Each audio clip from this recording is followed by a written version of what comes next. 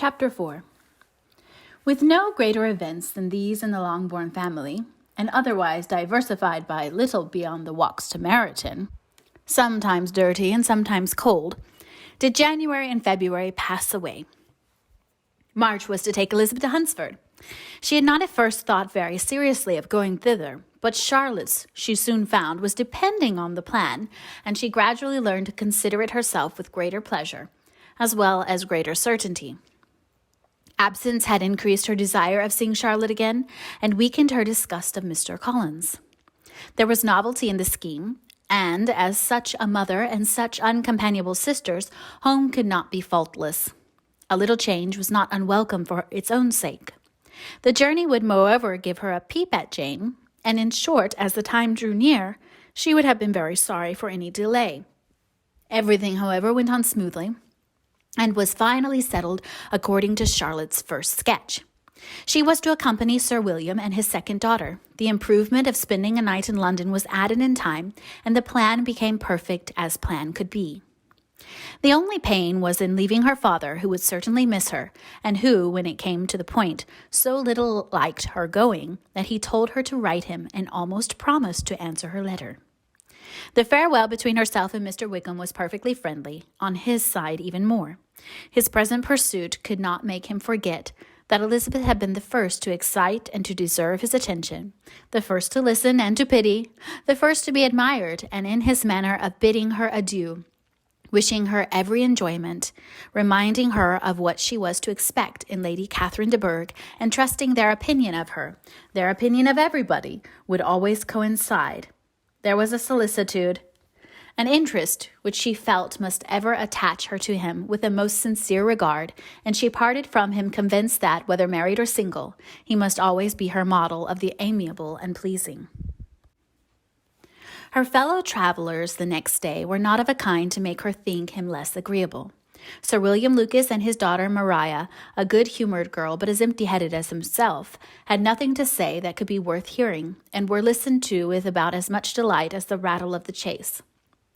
Elizabeth loved absurdities, but she had known Sir William's too long.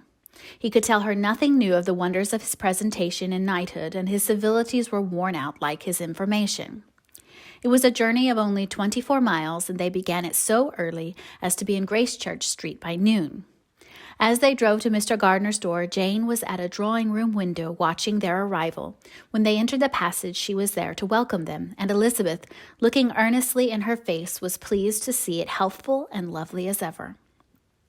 On the stairs were a troop of little boys and girls whose eagerness for their cousin's appearance would not allow them to wait in the drawing-room, and whose shyness, as they had not seen her for a 12-month, prevented their coming lower. All was joy and kindness. The day passed most pleasantly away, the morning in bustle and shopping, and the evening at one of the theatres. Elizabeth then contrived to sit by her aunt. Their first object was her sister, and she was more aggrieved than astonished to hear, in reply to her minute inquiries, that though Jane had always struggled to support her spirits, there were periods of dejection. It was reasonable, however, to hope that they would not continue long.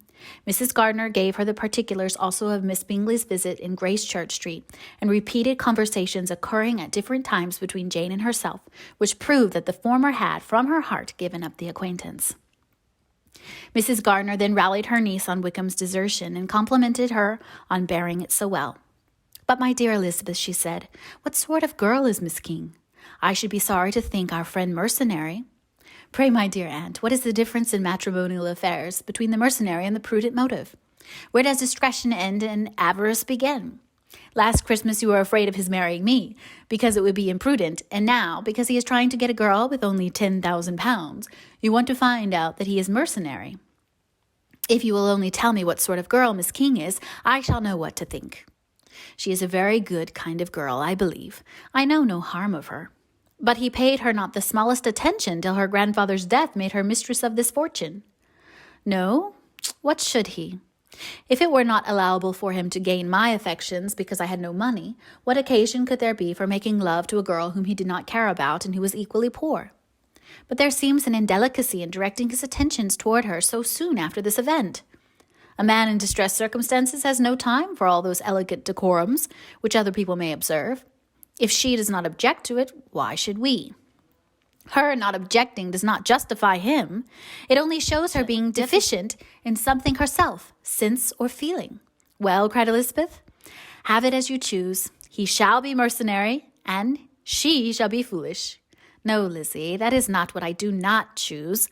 I should be sorry, you know, to think ill of a young man who has lived so long in Derbyshire.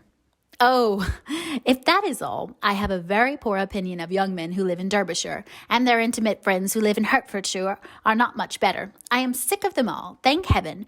I am going tomorrow where I shall find a man who has not one agreeable quality, who has neither manner nor sense to recommend him. Stupid men are the only ones worth knowing after all. Take care, Lizzie. That speech savors strongly of disappointment. Before they were separated by the conclusion of the play, she had the unexpected happiness of an invitation to accompany her uncle and aunt in a tour of pleasure, which they proposed taking in the summer. We have not determined how far it shall carry us, said Mrs. Gardiner, but perhaps to the lakes. No scheme could have been more agreeable to Elizabeth, and her acceptance of the invitation was most ready and grateful. Oh, my dear, dear aunt, she rapturously cried, what delight, what felicity! You give me fresh life and vigor. Adieu to disappointment and spleen. What are young men to rocks and mountains? Oh, what hours of transport we shall spend! And when we do return, it shall not be like other travelers, without being able to give one accurate idea of anything. We will know where we have gone. We will recollect what we have seen. Lakes, mountains, and rivers shall not be jumbled together in our imaginations, nor when we attempt to describe any particular scene will we begin quarreling about its relative situation. Let our first effusions be less insupportable than those of the generality of travelers.